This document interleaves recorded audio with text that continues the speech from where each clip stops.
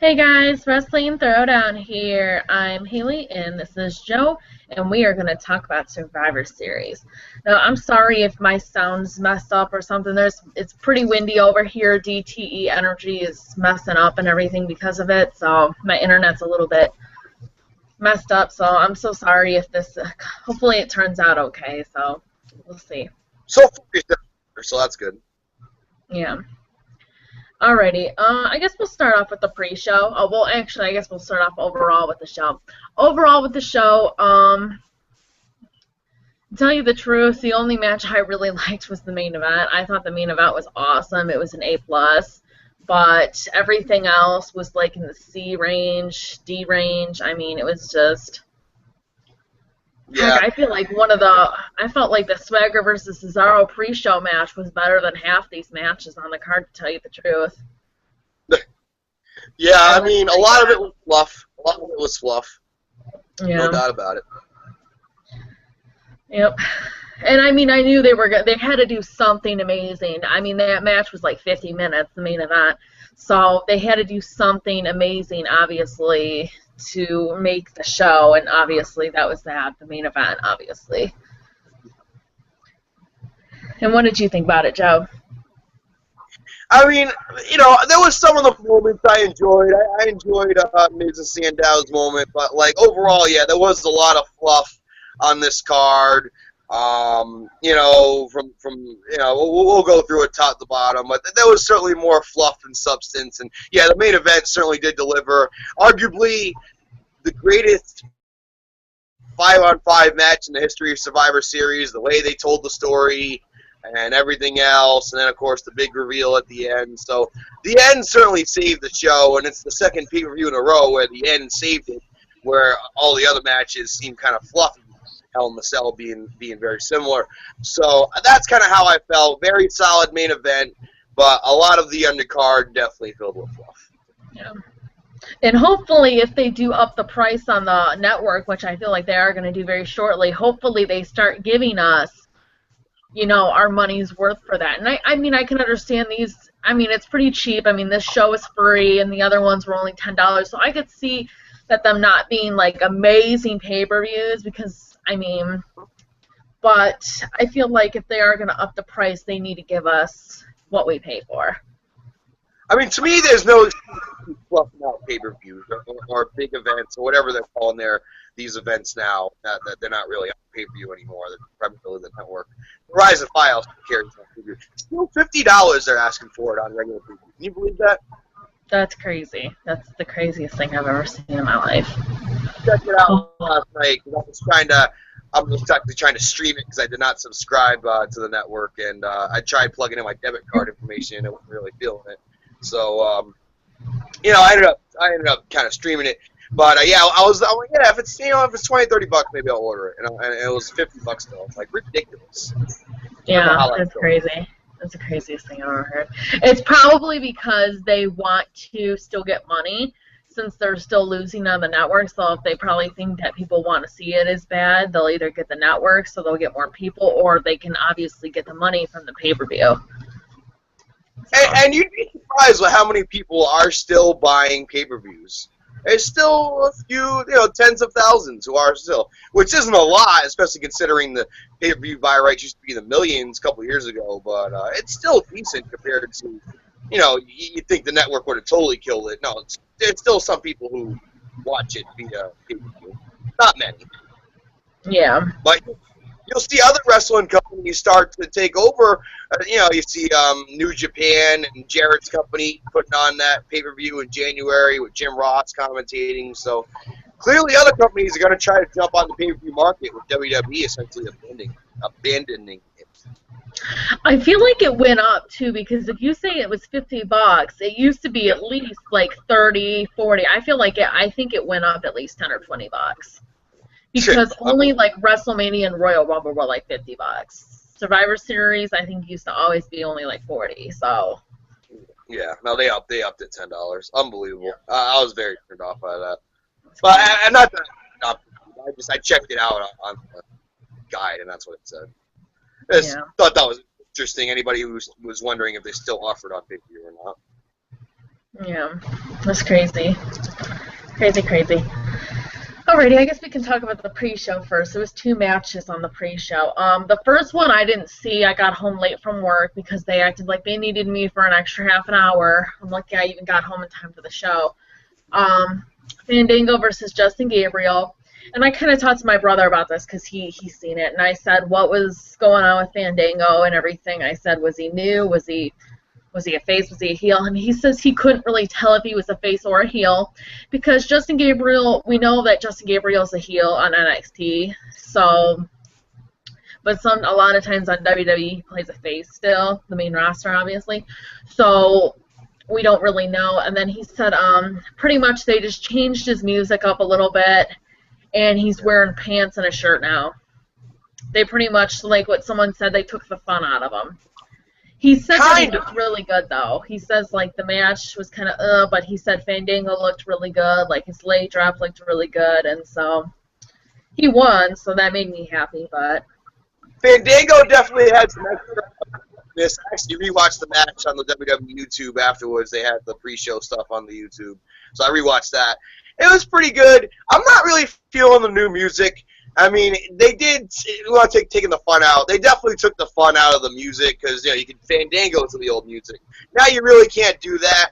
I feel like they tried to make the character more mature, though, which isn't necessarily a bad thing. You got Rosa there as the new valet. It is what it is. It could be worse, I guess.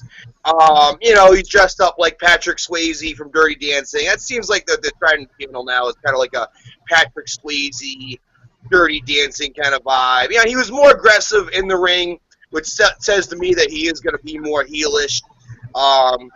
Yeah, Gabriel was just pretty much a vanilla jobber. I think he got his Lionsault off the top rope in, and that was about it in terms of offensive moves. And he looked really stupid with those skeleton pants that they just kept dogging on him for on commentary. He looked really...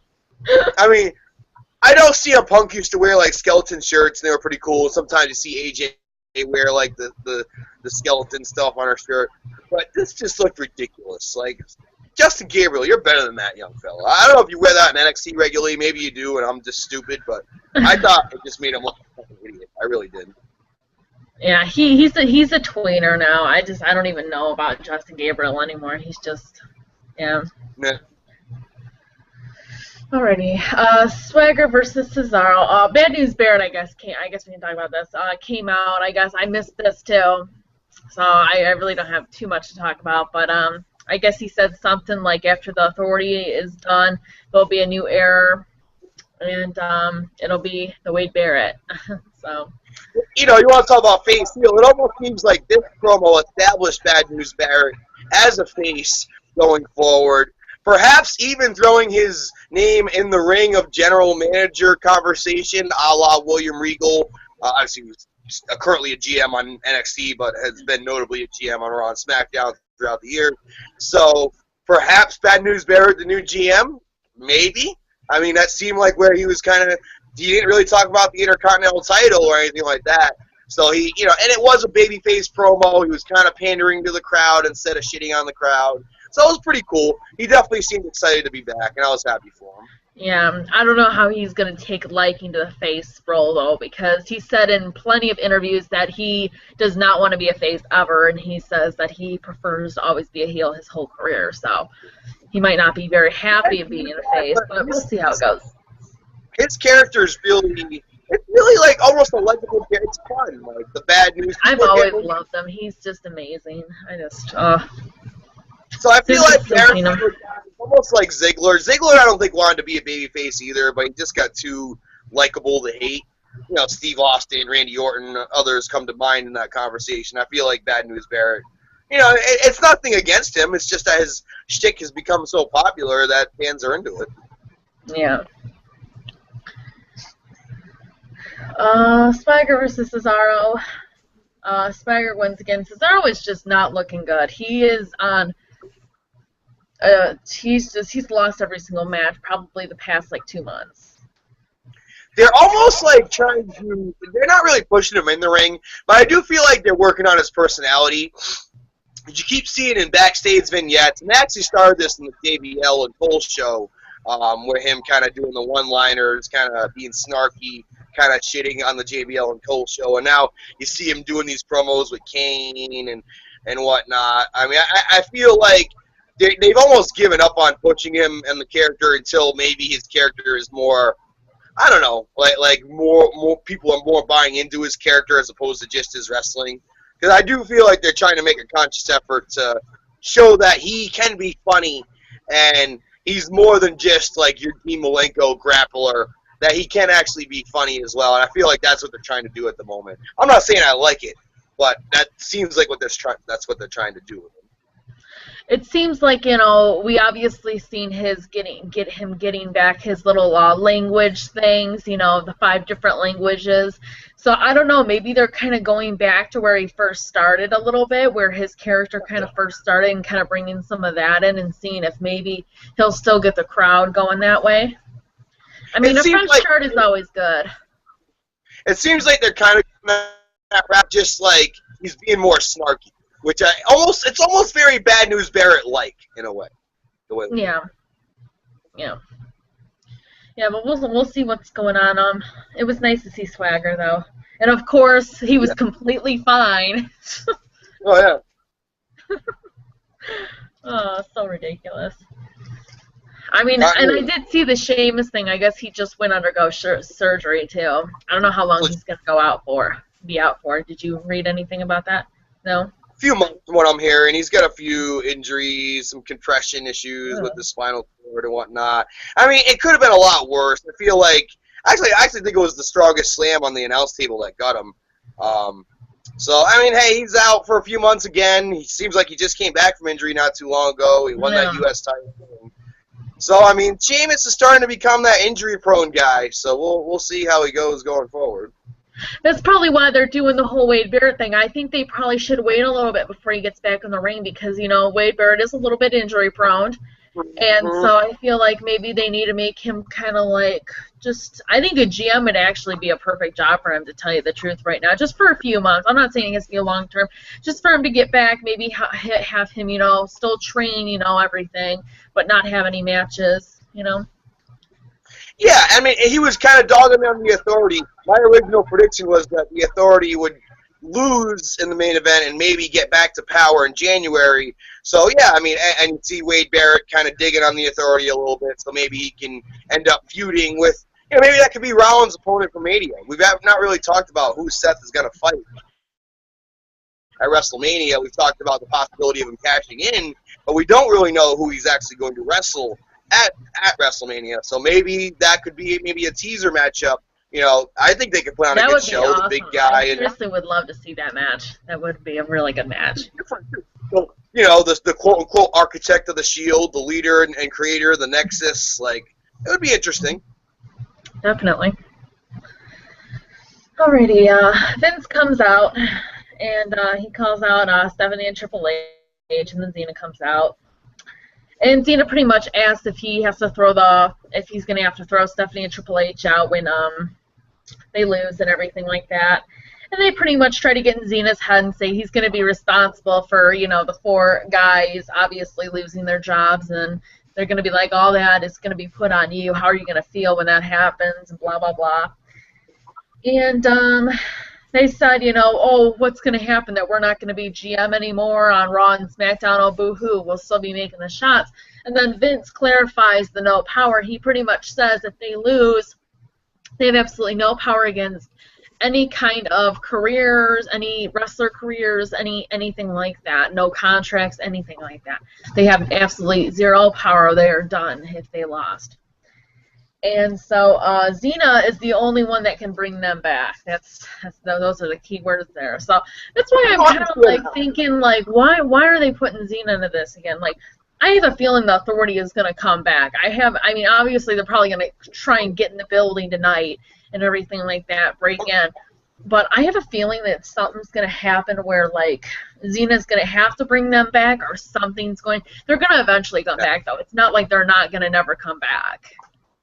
I predict by the Royal Rumble, and again, we're saying maybe we won't see Sting until the Royal Rumble, which is fine. I mean, there's no reason to have him on TV every week to overexpose him. You want his appearances to mean something. It's not like he's the champion like Brock Lesnar and he's disappearing with the title. So, I have no problem with that, and maybe we could see some resolution and maybe hyping for a Sting Triple H matchup at WrestleMania, which was a matchup I thought could be good, but certainly goes against the grain of Rock Triple H, which what we all thought, which may be the case. Yeah. Yeah, I don't even know what's going to happen with the Sting and Triple H and the Rock thing now. Who knows?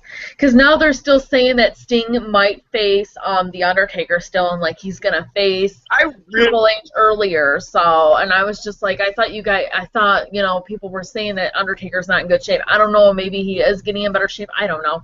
There's so many rumors, and WWE can change at any point in time. Undertaker can magically get better, and they can flip the switch and be like, okay, Sting, you're gonna face Triple H this month, and then you're gonna face Undertaker at WrestleMania. So Triple H can face The Rock at WrestleMania. Who knows what's going to happen? They could do Sting Triple H at Royal Rumble. That's certainly a possibility. To me, like I said, the Authority, I don't know how they're going to do it, and they're forcing Sting to be involved and all of that. But we'll see going forward how it plays out towards WrestleMania season. Certainly a long way to go before we get there. Yeah, and then that's a good thing too that they didn't necessarily get completely rid of the Elimination Chamber. They said that they are going to make it later in the year, and they're going to have it replaced like Payback or something like that, which wouldn't be a bad thing. But they're going to have no pay-per-view between Royal Rumble and WrestleMania, which is an amazing thing, and I think they needed to do this a long time ago. So then they can finally, obviously, help feuds, get more rise out of feuds. Obviously it'll be better that way. So there's not going to be a pay-per-view called Fast Track or Fast Lane? Is this going to be an 8-week hype from Royal Rumble to Mania? I like that. Yeah, that's what they said. That's supposedly what they said. That's why they're getting rid of they're not getting rid of it. They're moving it later on to the year, so.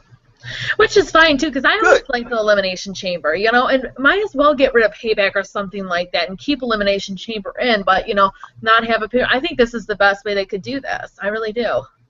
Have it later on in the year. I don't mind. Keep it. I don't mind the Chamber, but I hated it being the go-home show to WrestleMania. Yeah. I thought it was too risky match. People could get hurt going into WrestleMania, and it just wasn't becoming as good of a match as it used to be. So now you move it, maybe it could kind of be what King of the Ring used to be. Instead of a tournament format, you have the cage format. So, I mean, I'm okay with it. Originally, it had debuted on Survivor Series when Shawn Michaels won the first one. And I always liked it in Survivor Series, but if they're going to put it, towards the summer, that's fine too. And I like that, like you say, no pay-per-view in between. And one last thing on Sting and The Undertaker, I was kind of tripping myself up. I really hope this doesn't happen. This is 4 or 5 years too late. And my buddy, Immortal Mike Sorkin, who is the proprietor of the new website, ImmortalSeats.com, you can go check it out if you're looking for seats to WrestleMania, seats to the Super Bowl, to NFL games, Major League Baseball, live music, you name it. Go to ImmortalSeats.com. It's going to be bigger than StubHub, and he's actually not only a good friend of mine, he helps out with the Strike Zone. He's a member of the Strike Zone family, so check that out. But anyway, I digress. He met The Undertaker at Texas Comic-Con last month, and he even said in person, like, Taker does not look like he's going to be wrestling anymore. Like, it's not like he said it, but he's starting to look like Christopher Lloyd. Like, he just doesn't look like in game shape anymore, and it's almost a waste if you're going to do him and Sting at this point. Like, I don't want to see that anymore. He's already defeated, so... And here's another thing: if they're gonna bring Undertaker back, it probably makes sense for Undertaker to win his final match. And Sting's probably gonna have a one-shot deal, and that's it. And if Sting wrestles a heel like Triple H, there's a better chance of him winning than him wrestling Undertaker. If he's wrestling Undertaker, he's probably not going to win. Yeah. Yep. At least that's. Alrighty. By the way, Joe beat me in the prediction thing. He beat me 2-1. I kicked your ass last pay-per-view, though, so that's fine. Nice. Los Vendedores versus Stardust, Goldust versus Usos versus Miz and Mizdow for four-way for the tag team titles. And oh my God, Mizdow, he was getting huge pops last night. Even my brother was going nuts. He loves Damien Sandow, and I was just like, wow, this guy is getting some huge pops. It's like I'm just like I haven't heard the crowd be like this since like Daniel Bryan, like first one, like yeah. The title at like SummerSlam. I said like it was crazy, and they won too. It was kind of surprising, but obviously Miz was, you can see him being aggravated pretty much the whole match, and he wouldn't give the one of the titles to Mizdow. He obviously kept both titles, and it didn't look like it bothered Mizdow very much, but I mean we'll see. Obviously, we say Mizdow is a face though right now. That's obviously very safe to say. Oh, yeah, no, they're going to do the slow burn with this and have Mizdow. Maybe this could be WrestleMania match, Mizdow versus Miz. But they're going to do the slow burn for now and keep having him almost be, like, submissive to Miz's angry tactics. And Miz really continuing to be jealous that Damien Sandow is more over, if you will, than the Miz is. So, you know, it actually was Mizdow who got the pin, right? He got the winning pin, Damien Mizdow? Yep. Am I wrong? Because he tagged himself in, yep. And then Mr. Mizanin over there grabbed both the belts and, yeah, didn't let Damien get his shine. But you know what? I don't mind them doing that. Like, it's just going to make, when Sandow eventually loses his shit on Miz, it's going to make it that much more meaningful. So I had no problem with the way. I didn't think the match was all that great, but the ending and the moment I thought was pretty cool. Yeah, I was a little shocked that they won, but just because they've been having so many problems, but it'll obviously tie into a bigger face turn for, well, he is a face, but like, I guess a bigger turn for him being on his own, a bigger push for him being on his own after they split up, so. And I can't believe that Miz has already had the tag team title 6 times. It's crazy. Is it 6? It's been a bunch. He's had it with Big Show. He's had it with John Morrison. Yeah. He had it with John Cena. Yeah. So, not surprised there. Adam Rose and the Bunny are backstage, and they kind of are like, you know, trying to settle out their differences. And again, we see Heath Slater and Titus O'Neil. They're back together. Slater Gator. I thought these guys were done and gone, but I guess they're back now. I don't even know what they're doing with them anymore. It's just like Heath Slater will be a face one week and they'll be heel the next week. But I kind of wish they would have separated them, but I mean, it's whatever. And then they didn't even get the win anyways, too, so that kind of pissed me off. But I guess it was to get the Bunny. I actually thought the Bunny was going to be announced last night because the Bunny looked different to me. He looked more muscular and everything. He looked bigger. He didn't look like a small Sami Zayn. He looked like he had more muscle. Was it just me, or did you see it too? The speed I was watching wasn't that good, but even I could tell that it looked shorter but muscular, almost, you know, Darren Young. And I thought we were going to see the reveal tonight, especially with Titus being in there. I said to Kayla, I'm like, oh, perfect. All right, this is the perfect time. We get to finally see the Bunny reveal, and if it is Darren Young, you got Titus in there, so this makes sense. But we didn't get the reveal, did we? I know. That's crazy. Yeah. And then obviously, I mean, I guess we could talk about this match now.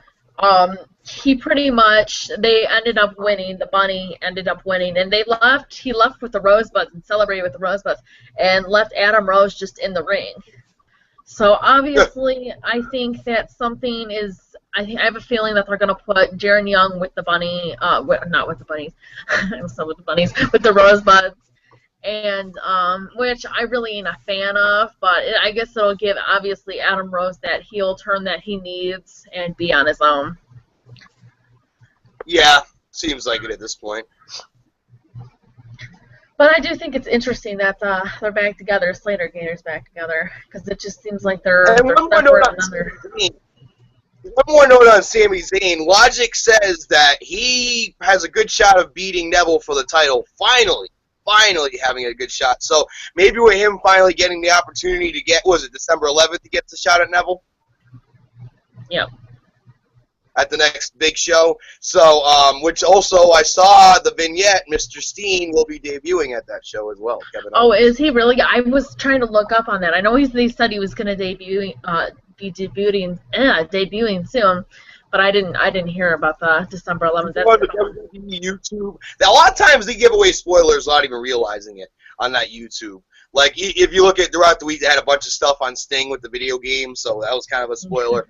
But yeah, like it's very interesting. I'd go check it out. They also have a Zack Ryder video with him showing his rehab. So there's some interesting stuff on there that you wouldn't normally see on the WWE YouTube. And they put on ECW Exposed Part 2, the whole episode on the YouTube, which was on the network. That's interesting. Yeah, I really hope Sami Zayn does beat Adrian Neville, though, because I can't stand Adrian Neville. It's so stupid what they're doing with him. Like, they're trying to still make him a face, but like a cocky face. And it's just like, why can't you just turn him heel already? It's just like, we know he's going to turn heel. It's just like, just turn him heel. Honestly, Neville's going to get lost in the shovel, because Sami, I'm pretty sure, is going to win the title. Which he should. He needs to at this point to take that next step in his career. I think it really is time. And now Steen's coming in. You already have Devitt and Hideo Itami, you know, Finn Balor and Hideo Itami in there. So these guys are going to get popular real fast there. And yeah, like I said, if you go on the YouTube, Kevin Owens, all it says is 12, 11, 14, and it shows his face and like kind of like creepy vignettes of him cutting little heel promos. I thought they were going to keep his name, like his whole name. They're going with Kevin Owens now, you said? That's Kevin Owens is fine. Owen is the name of his son, so I have no problem with him. It's not that bad. It's okay. Yeah, because they said that this was gonna be the one guy that they kept like completely. Like they were gonna keep the name Kevin Steen, but oh well. Now you can't do the kill Steen kill stuff anymore and the fight Steen fight, so that kind of sucks. But you know, it's in tribute to his son, who was named after Owen Hart. Kevin Steen is Canadian, for those who don't know, and he named his son after Owen Hart. And now Kevin Owens, it's fine with me. I mean, it's better, you know. It's a closer. I don't have a problem with it. Yeah, I don't have a problem with Finn Balor too. And people are like, oh my God, I hate that name. Balor means demon in like Gaelic or whatever language he got that from. So like, it actually like it's a good tie-in to when he finally starts doing the body paint. Like, it'll make sense. It's fine. People can decide. I didn't have a problem with it. I don't know why people are so butthurt about it.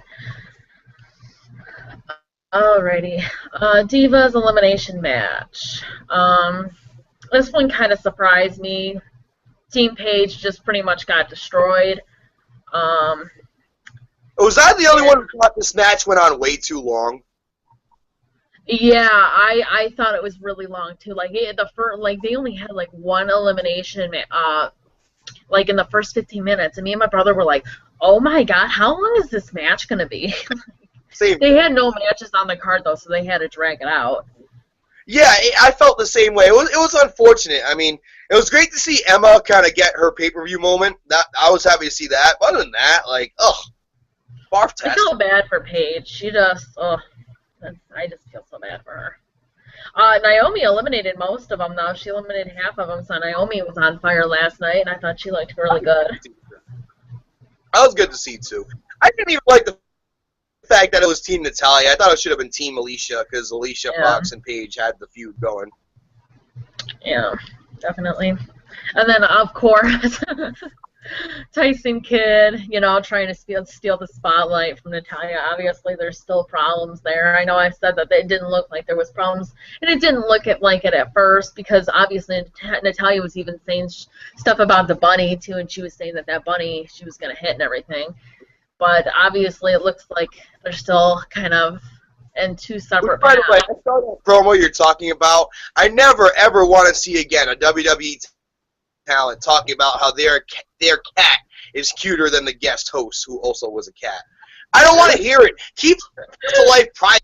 Okay, like that. Can we have some separation of personal life and real life? I don't want to hear about your cats on Raw. I love cats. I have 2 of them. I won't talk about them when I go wrestle or when I go do radio or when I go do YouTube. Like, God, like, yeah, it was stupid. It was just bad. It was only because of Total Divas, and it just makes Total Divas more and more staged every day. Yeah. My cat's cuter than Grumpy Cat. Meh. My cat's on E! Channel. Grumpy Cat's on Lifetime. Meh. Ugh. Yeah, I definitely can agree with that. That's stupid. It was stupid. But other than that, that match just was pointless. I feel bad for Paige. I really do. Hopefully she doesn't get in the mix with all these horrible people. Yeah, it's looking dangerous right now for Paige. It really is. I'm worried too. And now with Miss April Brooks possibly leaving us, and we'll get to that in a moment. Which I'm happy about. Huh? I said which I'm happy about. I know that's mean. Well, it's bittersweet, and we'll get to it when it comes up. But it's bittersweet. This is a match that a lot of people really liked, and me and my brother didn't really think it was that great. We thought it was supposed to be a lot better than what it was. We liked that, Dean went crazy at the end and just started beating the crap out of Bray Wyatt. That was cool, but the match itself it didn't deliver. And I don't know if you agree to that, but... And I didn't get it. These 2 pit bulls, I thought they would put on such a great performance. I heard Bray Wyatt talk about how he wanted to wrestle Dean and how they've had matches in lower elements of their career, and how he really wanted to wrestle Dean, and Dean and Bryan were his 2 favorite opponents ever. And I just, with all the hype and the promos to get to this match, I agree, Haley. Something seemed off. I can't even articulate what it was. Obviously, they did the dirty finish with Dean loses his shit and getting DQ'd, and that's fine. I had no problem with the finish overall. Kind of protects both guys because it doesn't get Dean get pinned, but it gives Bray the win. So that's fine. Continues the storyline. But the match itself, yeah, it seemed... I thought Kane versus Bray Wyatt was a better match, in his debut than this match. And I'm not, captain of the Kane That was a cool match, so I don't know. I liked that match. I thought Bray Wyatt's debut match was pretty cool with Kane. Well, yeah, but not a lot of people put Kane in, people would say who's more likely to put on a better show in the ring. Yeah, definitely, yeah.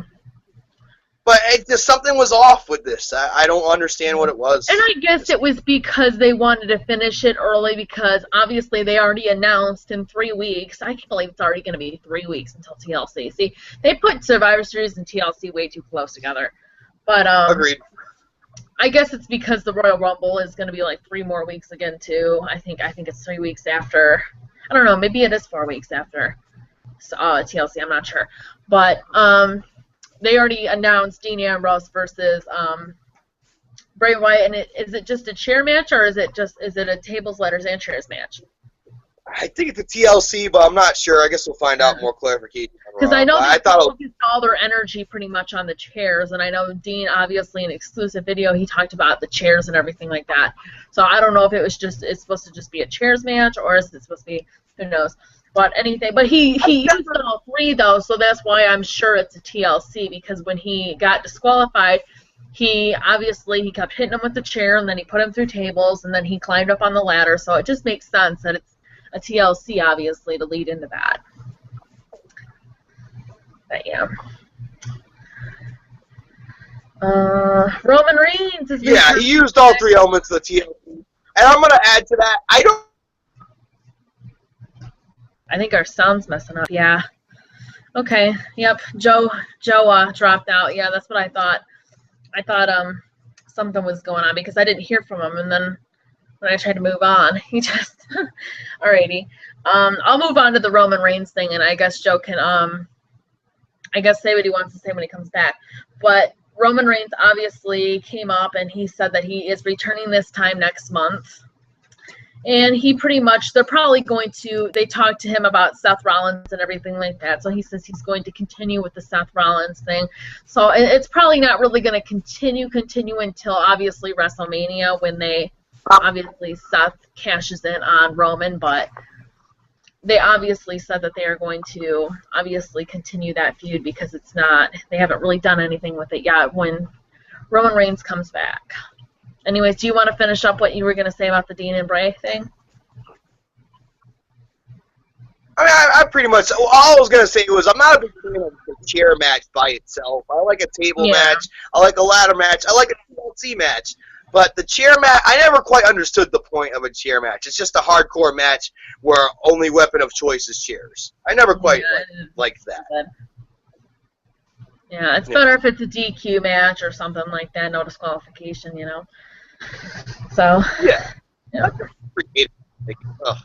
To limit to just chairs, yeah, you can get creative with chairs, certainly, and you look at the old ECW stuff for how they got creative, how all those guys get creative with chairs, but it just, to me, like, TLC, you have more options. Table match, finish is going through a table. Ladder match, you climb in a ladder, so the finishes are different. Chair match is just hitting each other with chairs, like, what are you gonna, like, it's gonna be a chair I quit match where you just gotta keep hitting until I say I quit, like, I never quite got that. Yeah, it's stupid. What are your thoughts on Roman Reigns returning next month? Well, a lot of people felt like he was going to return around TLC, and I'm glad that he's not returning at the Rumble, because the Rumble is going to be, I mean, with Sting making his first appearance, we'll talk about that coming up. His appearance will be less important at the Royal Rumble, but Daniel Bryan coming back as well, and maybe others as well. So with Roman coming back in December, I think that's very good. I wouldn't be shocked if it's on the Slammies episode of Raw, which is coming up at some point in December. So I think it's going to be good, and you said him and Seth continuing where they left off certainly makes a lot of sense. Yeah. AJ Lee versus Nikki Bella. I know a lot of people were pissed about this. I had no problem with it. This was for the Divas title. Obviously, pretty much, this was the rumors. If AJ Lee lost, she was leaving. If she didn't, she wasn't. And this obviously proved that the rumors were right. This time, she is most likely leaving. This was most likely her last match. She might have one more match at TLC just to finish up the year for her rematch, maybe. But I don't think she's like going to disappear. I have a feeling like she's at least going to be here tonight. But I mean, they might have written her off that way. Who knows? I feel like she needs a little bit more of a written off more thing. I don't want her to just leave, like CM Punk did, but I mean, a lot of people did say that this was her last match, but I have a feeling she might stick it out to the end of the year, but who knows. But Brie is, they said she was going to be a slave for 2 more days, but something interesting happened with Brie. I don't know if this is like a kind of a plan with that Brie has, maybe to obviously beat Nikki for the title after this. But Brie obviously grabs AJ Lee's title, gets up on the apron, and she kisses her, obviously playing into the Daniel Bryan thing. And AJ Lee loses. I think they said it was less than 35 seconds. I think that's what they said. And so it was a very fast match, and Brie smiled. And she liked it. She celebrated with Nikki. I think this might obviously be some kind of plan that Brie has. I don't think she's necessarily turning heel and being with Nikki. I have a feeling that she's trying to like get inside Nikki, maybe try to get her to trust her, and then maybe when the time is right, maybe try to, and eventually beat her for the title. But who knows? I mean, what do you think about this? Do you think Brie's actually a heel now, or?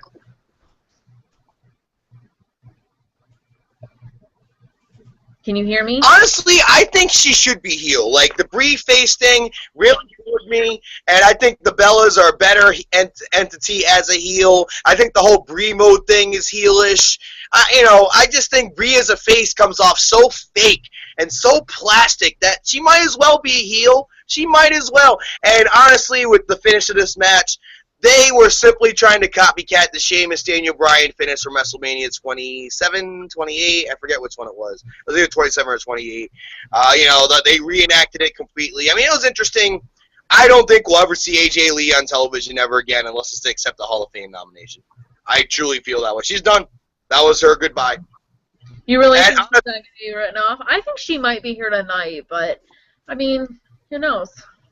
I mean, look at the last time she lost the title to Paige abruptly, and we didn't see her for months. Yeah, we didn't see her, so yeah, that's true. So I think she. There's no reason for her to come back. I think she's on a red eye to Chicago, going to chill with her husband right now. That's what I think. Yeah, I don't know if she finished moving in. I know that was the plan of them moving in and everything and starting their family together, but. Yeah, I know people are upset about this, but what else is her there to do? She's already surpassed every single Divas for her combined title reign. She's already, I mean, she's done everything. She's been GM, she's been a valet, she's been special guest referee, she's been the longest reigning Divas champion. I mean, she's done it all. She's done it all. So, I mean, the only thing she hasn't done that Paige has her on is the youngest Divas champion of all time, but she obviously can't do anything about that. So she can't hop in a DeLorean and fix that one. Yeah. I mean, look, had a great career, in my opinion, a Hall of Fame career for a diva. She resurrected, and for me, it's scary to see what the division's going to look like without her. Love AJ Lee or not, or dislike her, what she's done for this division. It's going to be very hard for any of them to duplicate. I think Charlotte's the only one who has somewhat of a chance, and I would have loved to see her pass the torch to Charlotte. Personally, like kind of how she did to Paige, I would have rather seen that than stupid Bella's get the title. And I really hope Charlotte gets a call up in the next 3 to 4 months and she can get injected. Because I'm really nervous. It's not that AJ leaving and like, oh, I love AJ so much, like I can't watch wrestling without April Brooks on television. Good for her. Go be married. She actually just made a website, ajbrooks.com, which told me that she wants to focus more on her real life than the character of AJ Lee. So, I mean, it's fine, but just where are they going to go with this division? Who are the stupid Bella's going to feud with? Naomi? Is it going to be all Total Divas 24/7, especially with Paige now part of Total Divas? Like, I really hope we get a call up from Charlotte or Bayley or maybe even Bolt and freshen this division up a bit now with AJ gone, because that's my biggest concern. It's not that, I'm going to miss AJ so much. I can't be a wrestling fan without AJ. Look, that's wrestling, man. Trish left, Lita left, Rock left, Stone Cold Steve Austin left. You have a shelf life in this business. You're not going to be doing it forever. And the women seem to have an even shorter shelf life. How long was Trish there? Really? 7 years? I mean, not that long compared to, like, Undertaker or Triple H or guys who have been there multiple decades. And Trish was kind of one of the longer reigning divas. From Mickie James to Michelle McCool. It seems like a 5 to 7 year shelf life, and that's been about the shelf life of AJ Lee. Caitlyn left last year. That's her best friend in and out of the ring. So she left Celeste Bonin. So, hey, it is what it is. Thank you, AJ Lee, for a great career. I'm sad to see you leave, but I'm more concerned of what they're going to do now than, I'm butthurt. Yeah, I feel bad for Paige. I really do. I feel like they needed to I feel like they messed up with that whole thing. I feel like for AJ to leave, they needed to either give it to Paige, Charlotte, even Naomi or someone like that, Natalya, Tamina, someone who actually can wrestle. Any of those names would have been fine. Natalya would have been fine. For crying out loud. Even Summer Rae. I mean, goddamn. Any of them, pretty much any of them but the Bellas. Yeah, pretty much. And Cameron too. No Cameron either. But Cameron or Red Tampon or the Bellas. Like, no thank you. And yes, I'm talking about Eva Marie. Yeah, I know you are. That's not very nice. No, I've heard her. I get why people hate her so much, but it's just like I feel like people love the Bellas and everything over Eva Marie, and it's just like Eva Marie can't help. She's getting better and better every time. I'm an Eva Marie fan, and love me or hate me, people might judge me after this, but I do like her. I'm not saying that I think she should have the title, but because I would get mad if she got the title, but Eva Marie's like a Stacy Keibler or a Tori Wilson. She's good, she's best for business, but she'll never be a Divas champion. But she is working hard to get. Huh? She already got a boob job. Did you hear about that? Not surprised. Yeah. I was just like, seriously? They all do it. Yeah. AJ's the only one who didn't. They all do it. Whatever. Yeah. I don't know about AJ, though, because there was some stuff going around, and then her, like a few weeks after her chest looked like a tad bit bigger. I think she didn't go, obviously, as much as, she made it so it wasn't, like, noticeable, but people are saying, like, they've seen a scar, like, under her arm where they usually make the incision or whatever, but I don't know. There's still rumors about that. If AJ Lee did go up one small size, I don't know. I wouldn't be surprised if she did, but who knows? Yeah, I mean, it just proves that they all do it. But, like, it is.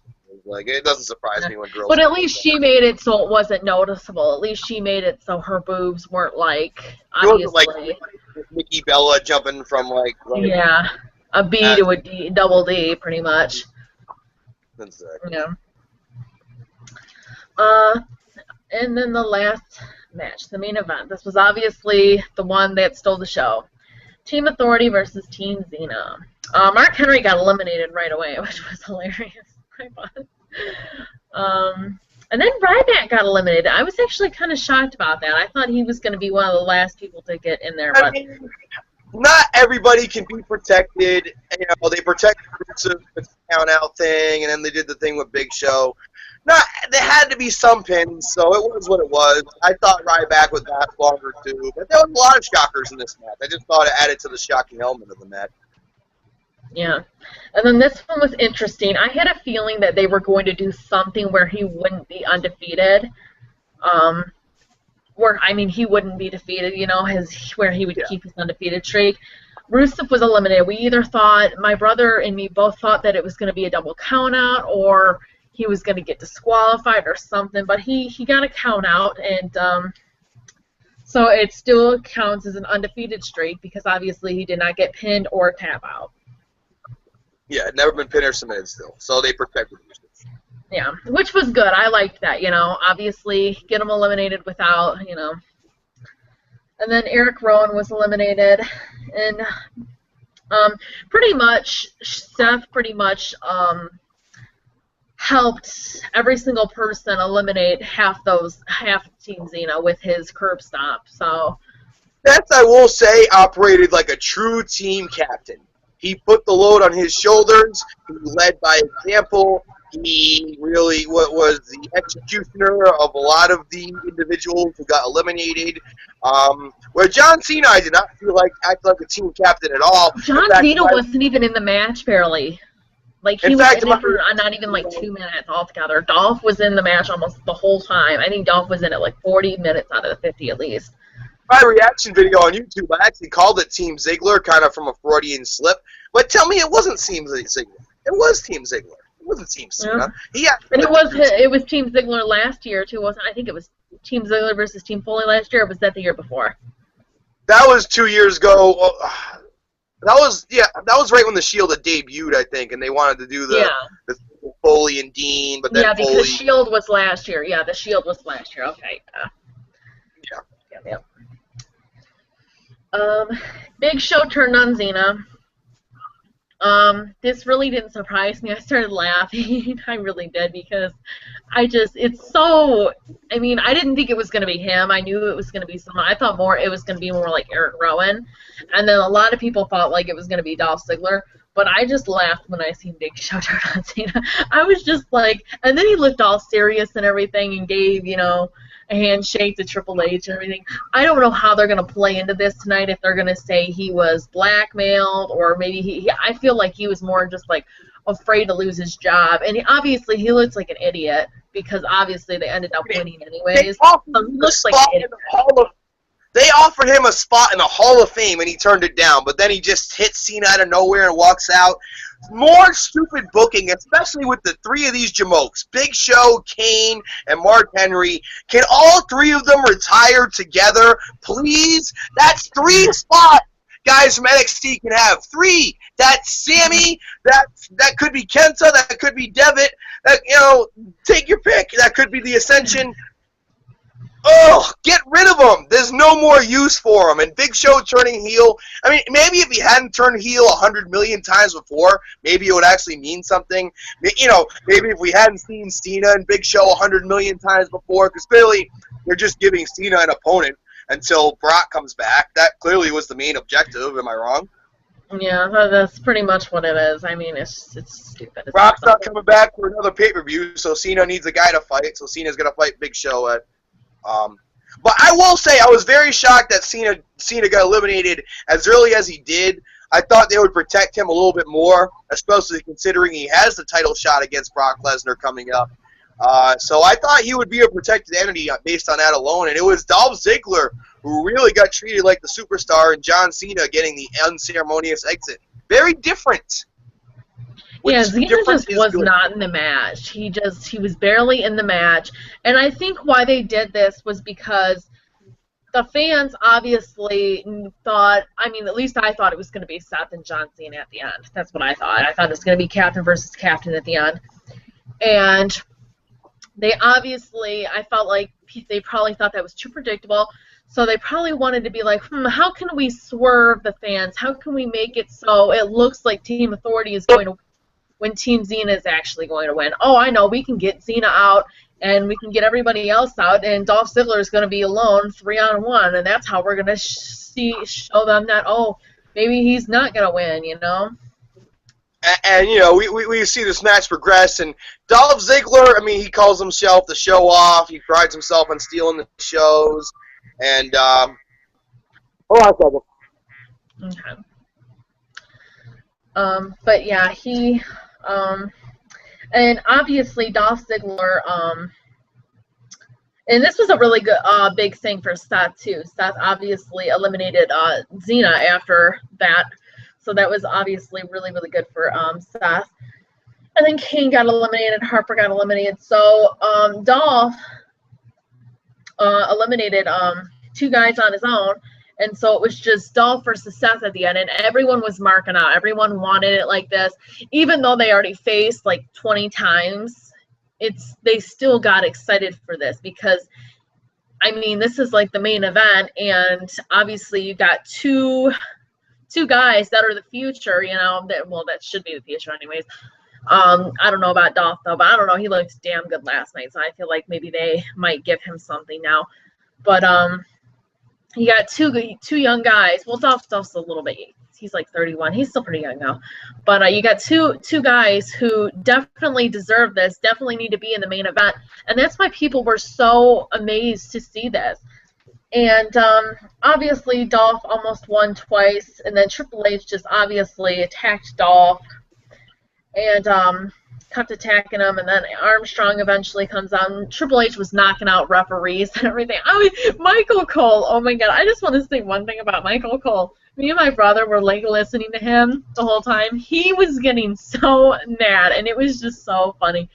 I mean, I don't know if you heard Michael Cole, but like the stuff he was saying, it was hilarious. He was like, oh, look at this. Oh, god damn it, what is this? Yeah, no, he was trying. I feel like he was trying to embrace his inner Jim Ross by really getting emotional and selling the storyline. It was actually a great job by Cole. A lot of times I'm very hard on the announcers, as you know. You know, I've never said it on this show, but I think people can figure it out. I'm a Jim Ross guy, no doubt about it. No doubt about it. Not that I hate Michael Cole. I think Michael Cole is very talented. I think Michael Cole does what he does and plug in the network and everything, and I don't know if Jim Ross would excel in that role. But no, Michael Cole did a great job of actually putting all that bullshit aside and calling the match and telling the story.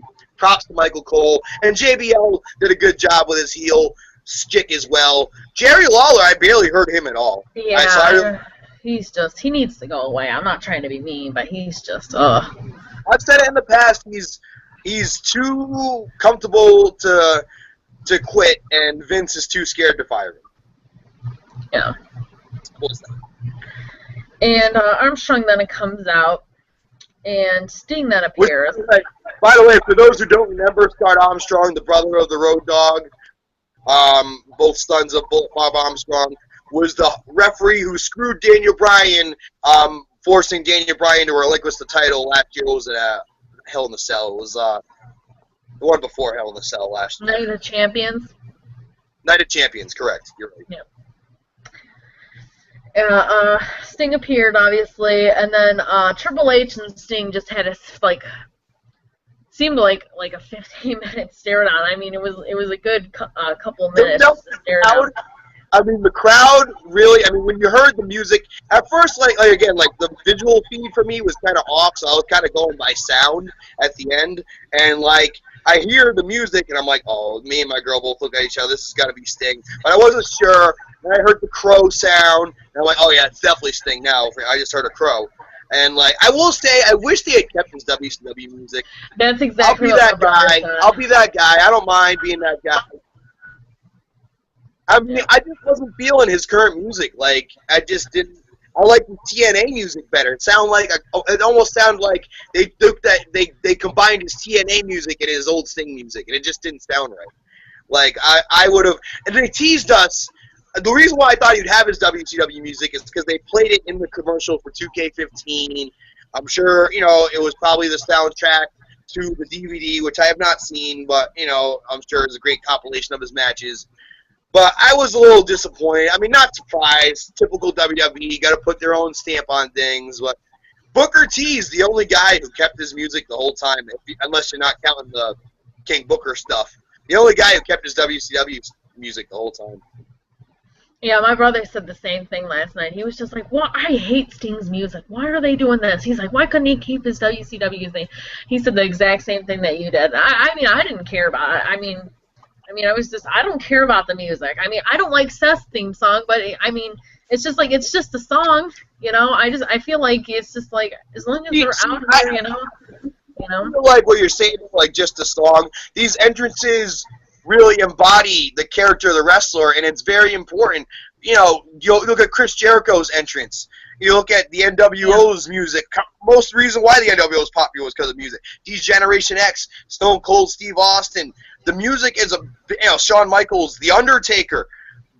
Music and entrance is a huge part of it, and Sting is known as an icon, and that old music which they played on the commercial with them playing with the symphony, even if they had taken that version of it with the symphony playing, like with Daniel Bryan, he uses Flight of the Valkyrie, but it's a tweaked version of it. It's not the exact version of Flight of the Valkyrie. It's WWE tweaked slightly, but it still works. Had they just slightly tweaked it, I would have been okay, like kind of how they did the Goldberg. They kind of used Goldberg similar music, but they tweaked it a little bit. But they just, I don't want to be that guy who's complaining about a great moment, but I wish they'd used his old music. Other than that, I mean, he's only going to be there for a few months. I mean, I could see if he was going to be there for the long term, but, I mean, I don't know. I didn't have a problem with his music. I didn't think it was horrible at all, so that's just my opinion, though. I didn't think it was terrible. It just was a little disappointing of like, oh, I really loved, of all the WCW entrances, my two favorites were probably Diamond Dallas Page, which you never heard in WWE, and Sting's Crow entrance. I thought they were both really cool. You know, but hey, it is what it is. I mean, like, I can't be too bitter. Sting's in the WWE, he made his debut, and it was quite awesome. I'll let you take it from here. It was quite awesome. Music aside. I also want to talk about the debut thing. People are getting confused and saying, like, why did you say Sting returns in your video when he's, you know, never been in WWE before? And I'm like, well, I never said Sting returns to WWE. I just said he returns, meaning he's returning to TV. You know, I never said, you know, he was returning. Yes. And obviously people got confused about that. So I just want to say something about that because, you know, I don't want people to, like, think that. Because I would have said debut, but the thing was, is I didn't want people to think like I didn't know who he was, and I was just like, oh, this random guy named Sting is, I guess, is supposed to make his debut. You know, I didn't want people to like think I didn't know him, so because he's one of my favorite wrestlers of all time. So, Steve Gordon making his debut. Yeah, no, I had no problem with how you phrased it. Because I looked at it too, like, yeah, he's returning to television. People know, even if you don't know him from WCW, which is understandable if you're a younger fan. If you've watched any TNA in the past 10 years, you know who this guy is. You know, making his return to television. He hasn't been on television since he put over, was it Rude? Or no, EC3 was the last guy he put over, right? He put over EC3, and that was the last time we saw him. So, yeah, he was making his return to television. And technically, you could make the argument he debuted with the commercial, with the 2K15 commercial. That was the debut of his likeness in the WWE. And he's had a DVD, so. Yeah. I had no problem with the way you phrased it. Yeah. Um, and then Sting attacked Triple H, and then he puts Dolph's hand over Seth. And I think it's so funny that Seth was like out for 15 minutes. Like he was not moving just from a zigzag. I just thought that was funny. And that's why I told someone, Seth obviously put over Dolph Ziggler last night. And that's what I thought was so awesome and so cool of him to do that, because Dolph needed this more than Seth. Seth already looked amazing last night. He didn't need this. He's the Money in the Bank. Dolph needed this. Dolph lost the Intercontinental Championship. He needed this big win. This is a huge win for Dolph. Seth still has plenty of years to go. Dolph, he's in his 30s right now, and we don't know. This might be his last shining moment. We don't know what WWE is going to do with him after this. So Dolph needed this win a lot more. And obviously, Seth's legs were under the rope. We could see that. So technically, he didn't win, but obviously, if you did see it, his legs were under the rope or whatever. So they still, but yeah. Gives either way, in my opinion, I'm a huge Dolph Ziggler fan. This guy has been with the company. A lot of people don't realize he's been with the WWE since the year 2005, when they signed him as Nick Nemeth, his real name, who was a very, very impressive collegiate wrestler at Kent State, set records over there in the amateur ranks. And, for years, he originally was supposed to be Kurt Angle's protege. A lot of people don't know that. He talked about that in a recent interview with Chris Jericho. He was part of the Spirit Squad, obviously. He was Chavo Guerrero's caddy. He's done all this different stuff. And then in 2007, 2008, he debuted the Dolph Ziggler character, which he talks about the name and other stuff on the Jericho interview. Again, here I am plugging the Jericho interview on the Wrestling Throwdown, but I'm a Jerichoholic. That's what I do. So, if you want to learn more about Dolph Ziggler, go check that out. But, this guy's been with the company a long time. He has had some injury issues. Who knows how much longer his career is going to progress. And the fans still, God bless them, still believe. The reason he got that Intercontinental title back twice recently was because the fans still believe in him. No matter how much crap they have dumped all over Dolph Ziggler, the fans have never given up. Unlike this guy who they kind of have given up on, Zack Ryder. They have never given up on Dolph Ziggler, and for him to be the sole survivor, be the man responsible for putting out the Authority, beating Seth Rollins, who's been this unpinnable heel for months. I mean, outstanding stuff. Biggest win of his career. Bigger than his 2 world title wins combined. Granted, his second one the day after Mania was huge, but then he got hurt and it was almost irrelevant. The first time was just stupid when he won it because Edge used a spear in a match. So he won a title because Edge used a spear. Stupid. But, this was the biggest win, bigger than him winning the Money in the Bank briefcase a couple years ago, biggest win of his career, and I couldn't be happier for the guy. I'm a big fan. I don't know if he's ever going to be the face of WWE like people talk about, but, I mean, boy, what a win. And if he was ever to be in the Hall of Fame or just be recognized for his career or put out a DVD, this night's going to be talked about a lot. Huge night in the career of Dolph Ziggler, Nick Nemeth, whatever you want to call him. Huge moment. So happy. He is also undefeated at Survivor Series. I don't know if you knew this, but I heard that stat going around on Facebook last night. I did hear that stat. Yeah. Yep. Interesting stat. I mean, he led his team to victory 2 years ago, and now he led his team to victory because technically it was his team. Cena seriously was only in the match for 5 minutes. And even if you think about the work they did to promote the match, it was Ziggler who really, Cena was barely on television the past few weeks. Ziggler was the main guy promoting this match. He deserved to get the payoff, and I was so happy he did. Definitely. Well, like I said, Dolph and Seth were the main people. Obviously, they put on a great show. Both of them are so talented, and that's why people were marking out so much, because obviously main event status and 2 young guys, future, obviously people wouldn't love to see that. Obviously it's way better than seeing John Cena in there, so no offense to John Cena, I do like him, but it's 2 different guys, obviously, in the main event. It's unpredictable, it's different. Yeah. we didn't get everything we wanted. We didn't get Randy Orton. We didn't get certain things. But you know what? Everything they did, very unpredictable. Moments we'll remember forever. We'll remember this moment for Ziggler forever. We'll remember the Sting debuting the WWE forever.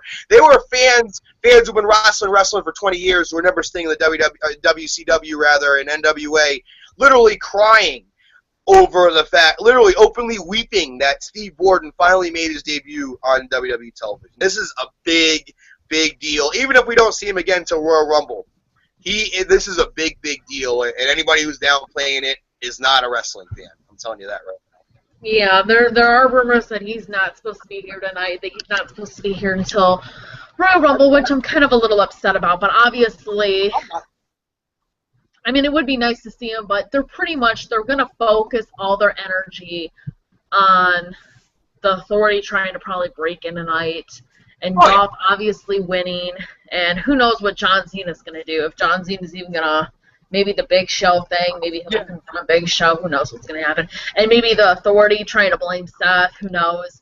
But then again, if they try to blame Seth, what are they going to do? Seth isn't going to turn face anytime soon, so I don't think they'll do that, because no one to blame but themselves. Yeah, and then maybe, I don't know if they'll even confront Sting. Who knows if they'll even say something about Sting tonight if he's not even here tonight. So, it's going to be interesting.